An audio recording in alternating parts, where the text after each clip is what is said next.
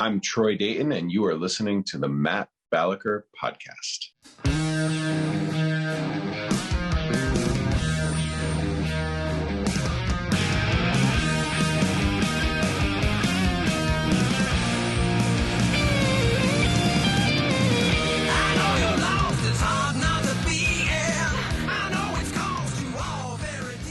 A good day, fine people out there. Thank you once again for tuning in to the Matt Balaker Podcast. Please like, subscribe, and make sure everyone you've ever come in contact with does the same thing. Today's guest helps people experience more joy, connection, and vitality. And he's not hawking gas station boner pills. He's the real deal.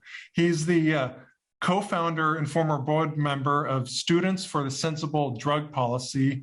He was the founder of the Arcview group, and he recently created Be Well, Be Free. Please join me in welcoming the wonderful, the fabulous Troy Dayton. How you doing, Troy? Good. Great to be here, Matt. Thanks for having me. So I want to know, what was it about the war on drugs, or maybe our America's policy towards drugs that got you so involved in the movement at such a young age, Troy? Yeah, well, it all started when I was with a bunch of friends out at like this industrial park smoking a joint when I was 17. And I was always the kind of like the paranoid one in the group, right? And this was pre-joint. You're just to be clear. Pre-joint. Okay. Yeah, I was paranoid before I started smoking weed, and it wasn't a sativa effect. Okay, go. And so, midway through smoking a joint, the security guard comes up with a light on and gets out, puts me in handcuffs, puts me in the back of the car, brings me down to the thing and says, "You can call the cops or you can call your mom." And I said, "Well, I guess I'm going to call my mom." So I called my mom. And in the middle of calling, and this is back when, it took forever because it was one of these old phones, right?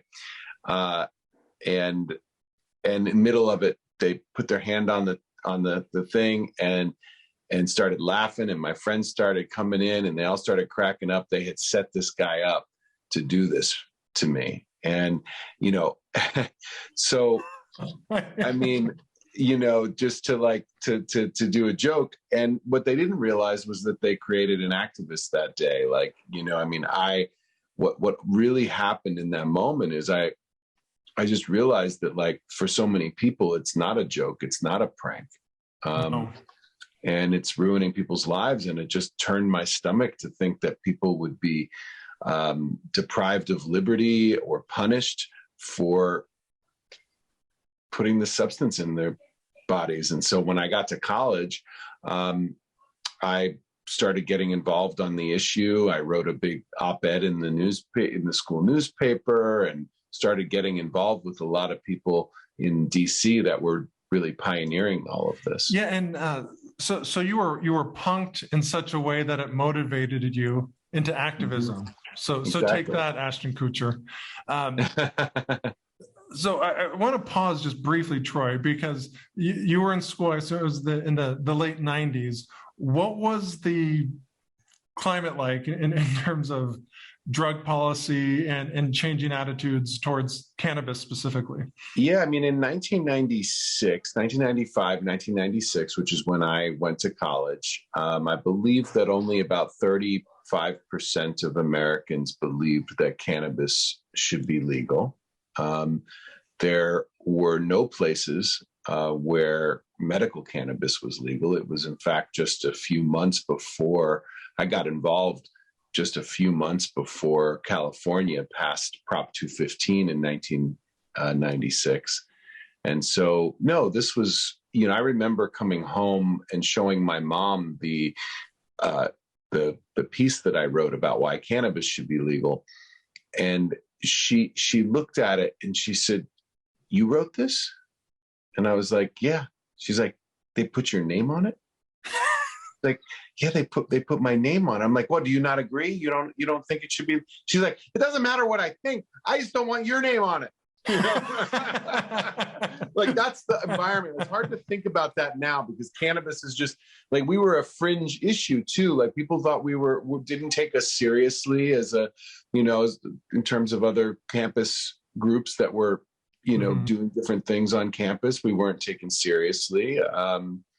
And that's partly what drove us to develop Students for Sensible Drug Policy a few years later, which is now, you know, on whatever 300 college campuses. Yeah, I know. I've listened to several interviews you've done, and I mean, you're really one of the early adapters of, you know, a more tolerant view towards cannabis. But I remember, gosh, it was something you did a few years ago where you discussed like a speakers circuit.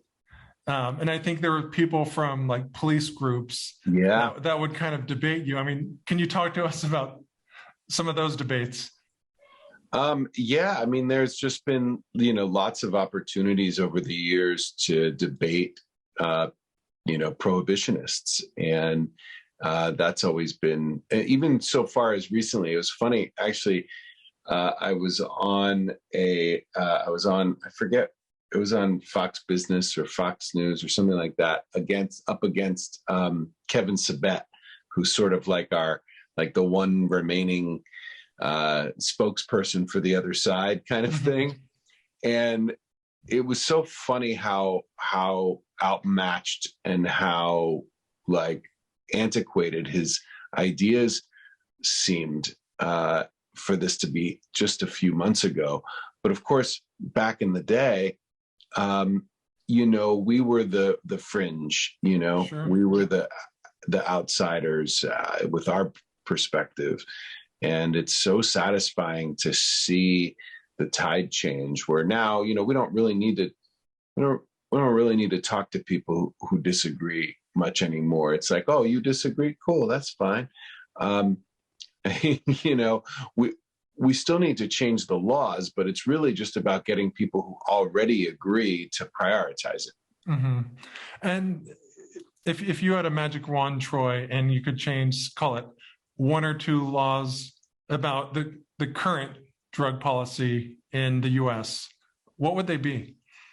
Oh, well, I think all drugs should be legal. I think that, you know, I don't think that everybody should just be able to go to the store and buy it straight up. I think there should be, for different drugs, there should be different steps that you might take if you wanted to purchase them. But basically, if there's a drive in the world for a product, we've got to figure out how to make sure people can get that product legally and as safely as possible, because you know, then you have two problems. You have the problem of the drug itself, and then you have the problem of the criminal market that builds up around it. But the mob would have no business model. Organized crime would kind of be shot if that happened. Could you live with yourself? Yeah, you know, hey, that's, you gotta make an honest living. So you're part of the Students for Sensible Drug Policy, and then sometime later you helped found the Arcview group. Can you talk to us about that, please? Yeah. I was the fundraiser for the Marijuana Policy Project. So I was raising money for all of these ballot initiatives that made cannabis legal, either medically or for adult use. Well, actually, at that point, it was just medical. This is 2009.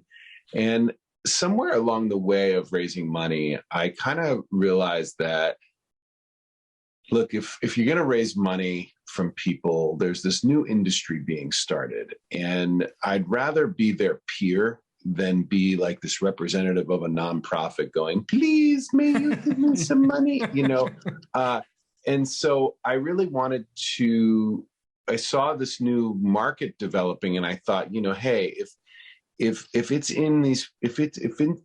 in people's self-interest and their business interest to make cannabis legal, well, then it'll be a lot easier to raise money, and that'll build credibility, because those people, a lot of it's not about money, it's about who you know, right? Mm-hmm. And like, once the powers that be are focused on this, they'll be able to move the ball in legislatures and things like that.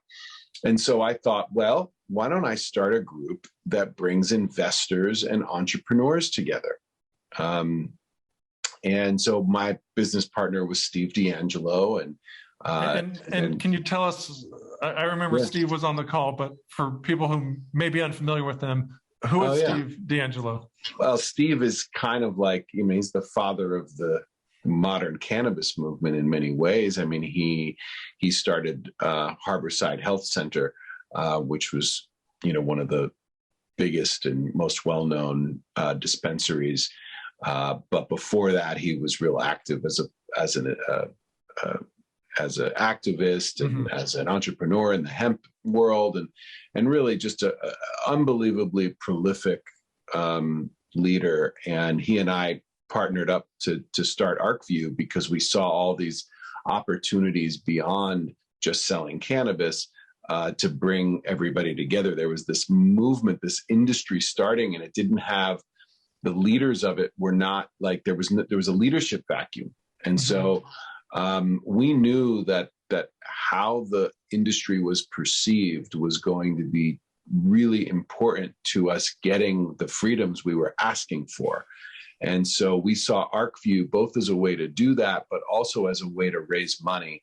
It started really for me as a ruse to raise more money to end cannabis prohibition. Of course, in the process, I got kind of bit by the entrepreneurial bug and got excited about it and everything else. So, but yeah, and so as a result, we really created a real tribe.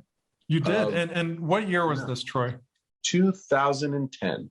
Okay, so I mean, Arcview is quite different now than it was in 2010. But what were some of the kind of major changes that you saw in Arcview?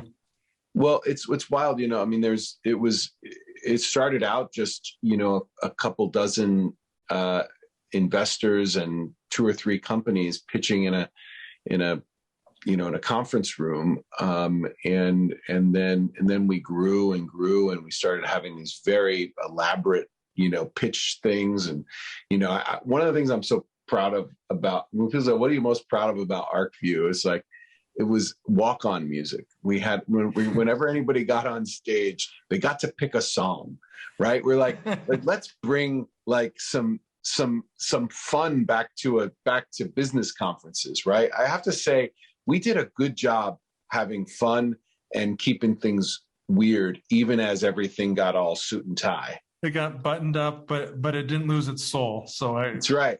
We were committed to making sure the cannabis industry kept its soul, even as it got big money. But yeah, I mean, the size of the deals change. I mean, that's the biggest difference over the time. But yeah. And so your goal wasn't so much to be like an investment advisor in it. It was more just to bring awareness to companies, or what, I guess what was the thinking? Yeah, I mean, it really grew and shifted as we went. I mean, now they have a broker dealer and an investment fund and a consulting division, and I mean, they've really branched out and evolved in lots of different ways. At the time, we were really putting out market reports. And we're bringing people together. Our goal was to bring people together and really help build the industry. Yeah, it has a huge name. I mean, the Arcview conferences are, they're a big deal. People want to attend them, but you made a change, Troy. You're no longer with Arcview. What led to this change?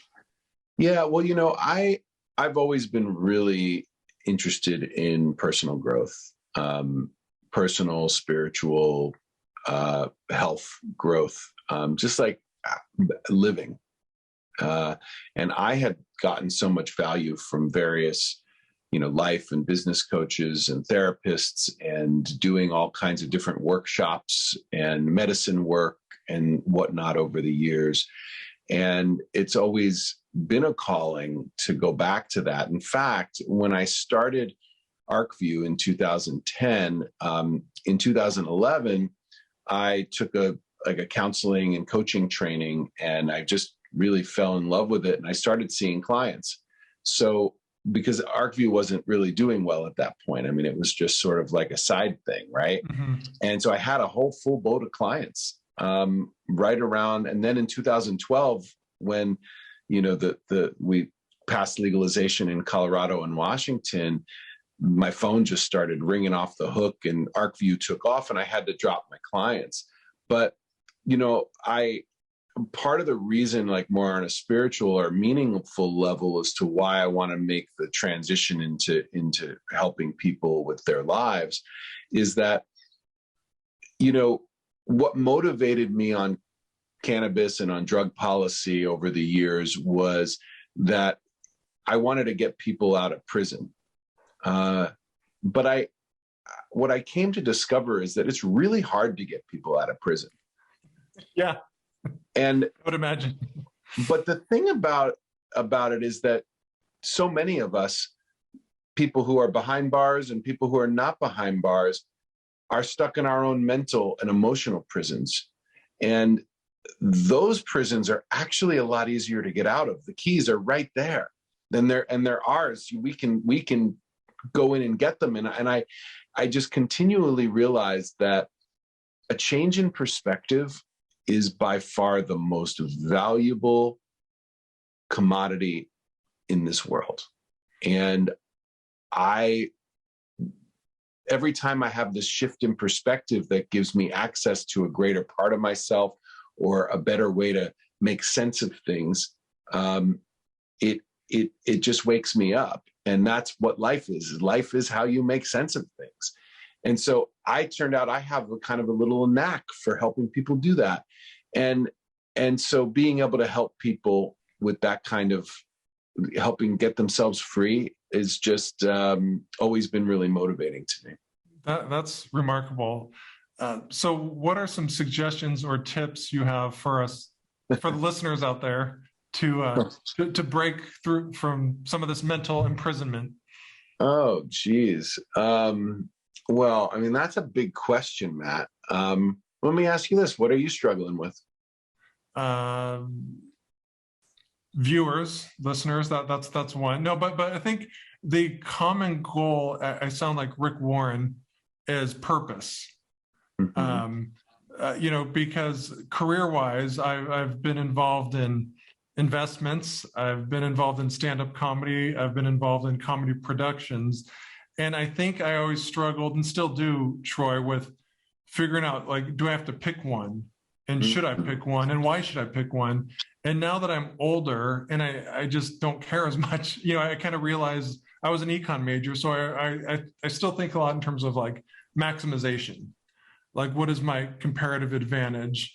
And right. If I'm doing more investments, am I being less of a comic? Or if I'm doing too much stand-up, am I not being a good husband? Or am I being my... So I think my struggle is that juggling act. And is it's a sense of like, is it good enough? And if I'm moving forward on one avenue, am I holding back on 2 or 3 other avenues? Absolutely. Yeah. Yeah. And there's like a million different ways to skin that cat, right? I mean, you know, there's a number of levels to reach this on, right? There's the practical level of like time management and like, you know, having goals and working backwards and setting up your calendar and all that. Great. Okay. But then there's another level, which goes to like like your identity and how much of what is driving you is a sense of identity. And because you feel like, oh, I have to be a certain way in order to, you know, I want to show people what I can do or whatever. Right. And it's like the identity is helpful usually in the earlier years of our lives to get us to a certain point. But then at some point that our identity and our sense of who we are or who we need to prove ourselves to be in the world, it becomes a bit of a prison. Right. And so I think so much of the next phase is like, what would you be? who would you be and how would you serve if you didn't have those identities to feed, right? That's where it starts getting interesting. And then on another level, then you go one level deeper, right? And you start thinking about like, well, what is it to be human? In the sense of like, part of being human is that there's so many things that we could do. There's just so many interests. I mean, like everyone has a million interests, but you only have the time you have. You have to be monogamous with the present moment, right? There's only so much time in a lifetime, and you can't really do it all. But the good news is you don't have to do it all, right? Because we're all kind of part of the same, like we're all this illusion of separateness. Like I'm not really all that separate than you, right? So when I think about all the different things I have to do in my life or want to do in my life, it's like I can relax a little bit because it's not all on my shoulders to experience. Anytime I experience one thing, it means I'm not experiencing the other. And if I'm so busy trying to get everything done, how can I really just relax into the present moment and be there for the moment I'm in? And one of the ways I do that is to remind myself that I am part of a much larger whole of humanity. And we're all just these little eyes on one big ball of humans, right? And so this is just the vantage point I've got for this big organism. And so I can relax. There's others of us doing the other things. Yeah, we're sort of drops in the ocean. Yeah. So anyway, that's just like off the cuff, just to kind of like to riff a little off that. I appreciate that. No, you're a future Oprah. You're very easy to talk to. The way I look at sort of any sort of reframe is it's not about truth, right? None of this is about truth. It's just tools. It's tools for adjusting the software to make it work better and to make it be more at peace. I can't tell you what's true. I can just try different things and see if they work. And, a spiritual teacher of mine talks about how it's like a guitar, and how if the guitar strings are too loose, it sounds totally flat. And if the guitar string's too tight, it sounds too sharp. And it's just this spot. And if you can get into that right spot where you're in tune, all of a sudden you start making beautiful music in the world, and it becomes effortless. And so depending on the person, some people need to tighten them strings up. Some people need to loosen them a little bit. Some people need one string tightened and the other one loosened, right? and those can be changed throughout the day, depending on the humidity, apparently. That's a great analogy. And Eric and I are fans of stand-up, and we believe in the power of humor. You mentioned something, Troy, called the sacred silly. What is that? Yeah. It's a term that I learned from my friend Phil Santos, who is just really, really great, working on some things on changing how we orient towards nightlife. But what I love about this idea is, especially in the realms that I work in, you've all been to that yoga class, you've all been to that breath work thing or whatever, where it's just like, gag me with a crystal, right? It's like, do I really need all the sage and the crystals and all of the like sound baths? Yeah, in order to be spiritual, or in order to be connected to something deep. For me, like, God is funny as fuck. I just think like this is like that when you really get into the depth of improvement and spirituality and living and everything. Like, it's funny. The people I know that are the most enlightened laugh and make jokes. And like, the thing about humor is that there's a way that humor is a way to, in one moment, be able to acknowledge something and acknowledge its opposite at the same time. It's a way of saying, I got you, like I see you. It's almost like a meditation, because when you can laugh at something, it means you've got a little bit of distance from it. Mm-hmm.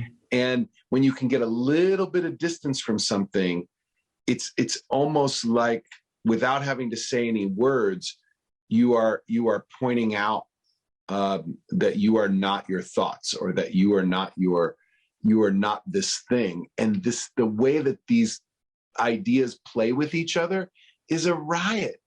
Mm-hmm. Wow. You give us a lot to think about. I'm curious, because you've evolved so much in your career and kind of probably your philosophies, since college. Mm-hmm. What are some opinions or kind of ways of being that you've really changed, or what's different about you now than, call it 20 years ago? Wow. What's different about me than 20 years ago would have been, what, 1990 something? What is 20 years ago? Well, we're in 2022, so it'd be 2002. Okay, 2002. Oh my God. That's 20 years ago. Or I mean, 20, take some license, Troy. You can make it 25. Yeah. I think, what's different? Or how has your opinion on something changed? Because I'm always fascinated when people change our minds. It seems like we always want to change other people's minds. It's much tougher to change our own. Oh God, so many things. Well, here's one. I used to hate electronic music. I was so against it. I just thought it was terrible and repetitive. And I even went to Burning Man for many years. I think 2002 would have been my second year at Burning Man, right? And I just didn't get it. And it's just thumping all friggin' night long. Well, in the last couple of years, I get it. I finally get it. It did take, I believe it probably took LSD to help me really get it. But now, without LSD, I love it. I not all of it, but there are certain genres and certain DJs. I even pay money to go hear somebody play things behind a DJ booth. And I haven't given up my love of instrumental music, but music, especially electronic music, I feel like can really take you some really amazing places. And that, I see some of these DJs as true magicians that bring us into our bodies and take our minds to places they couldn't otherwise go. So you're a convert to electronica. I remember as a kid hating with a passion country music. Right. I was into heavy metal, even pop, pretty much anything but country. And then I was on a long drive going to San Diego, and I was in my 30s. And so maybe that it took that. And all of a sudden, I think it was Zach Brown or something came on, Troy, and I'm just like, I'm kind of digging this. And like, it was the only radio station that came in. And like a half hour later, I was like, I like country music, and don't tell 23-year-old version of me, because he'll call me a pussy. And I didn't want that. You talk about helping people be more alive. What are some ways we can all be more alive? Ironically, what immediately comes to mind is what can help us be most alive is to change our relationship to death. It's, you remember the show 6 Feet Under, HBO? Had this, oh yeah. Love it. It was a very good one. It's my favorite show. And I saw an interview with Alan Ball, who created 6 Feet Under, and he said the whole basic premise of that whole show that drives every plot is that the way we live our lives is related to how we relate to our own eventual death. And that's through people relating to other people's death, right? So that's how you see the arc of every one of those characters, and the way they change over the course of those 5 seasons is directly related to some story they have about their own relationship to their own mortality. And, I used to have, when I got a new phone, I didn't download it, but I used to have this app called We Croak. And it reminds you 3 times a day or 4 times, however many times you decide it, reminds you that you're going to die. And it throws up a little quote about impermanence. And I think this is really powerful because it's very hard to really, truly appreciate our lives until we realize just how impermanent they are and how temporary all of this is. And the whole world and all our minds are built to convince us that that's not true. It's like really hard to remember that you're temporary. It just, when we operate from a place of not that, but knowing how temporary it all is wakes us up to the magic of the moment. And, even when I hear, people say, oh, someone died, that's so sad. And yes, on one level, it's really sad. And on another level, it's like, it's just the next thing, right? Like why don't we put as much into our deaths as we do into our births, right? You think about how much people get excited about being born. Like, why aren't we thinking about as much about the next phase as well? So that's just what immediately came to mind. I don't know if that's the answer, but. So to feel more alive, we need to have reminders about death. I think, there's something to be said for that. I remember that movie or that show 6 Feet Under, there's a line said like, why do people have to die? And the main character says, to make life important. Yeah, I think that kind of encapsulates somewhat of what you're saying. God, if you weren't such a good person, Troy, you could create a cult, and I think you'd be a very successful cult leader. So shy of that, how can people out there learn more about what you're doing and just get in touch or find out more about the good things you're putting out in the world? Yeah. Well, I mean, one place is I'm going to be doing a retreat in August with a lot of people from the cannabis and psychedelic industries, and working with Jess Dugan, who you might remember from early Arcview days, on a project called Reflections, which she's been leading for the last 3 years. And so her and I have partnered up to do that retreat this year. It's going to be in August, and it's invitation only. But if you go onto the website and reach out to us and chat about why you'd like to be part of it, it's going to be amazing. We're going to have, we're going to be doing stuff on heart-centered listening and stuff on relationship to death and stuff, and also really fun stuff. Like we're going to have music and dancing. And, I believe revelry is a basic human need, and community and revelry are 2 things that I love creating context for people to experience that kind of joy. And so we'll be doing some of that too. Please check that out. Troy Dayton, thank you so much for joining us. Really appreciate it. Thanks for having me. Thank you for listening to this episode of the Matt Balaker Podcast. To learn more, please check out mattbalaker.com and encourage your friends to like, subscribe, and share. Really appreciate it.